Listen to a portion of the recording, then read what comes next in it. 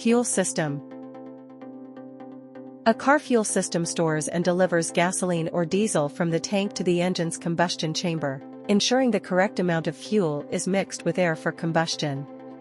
Key components include the fuel tank, electric mechanical pump, fuel filter, lines, and injectors. Modern systems use electronic, high-pressure, fuel-injected, or direct injection setups for efficiency.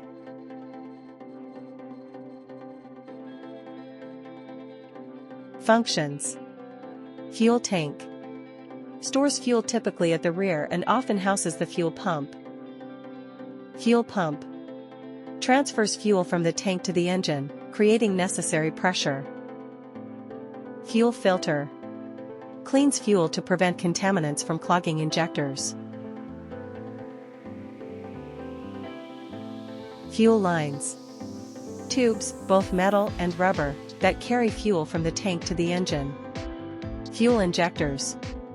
Solenoid-operated nozzles that spray a fine mist of fuel into the combustion chamber or intake manifold. Fuel pressure regulator. Maintains consistent fuel pressure, allowing excess fuel to return to the tank.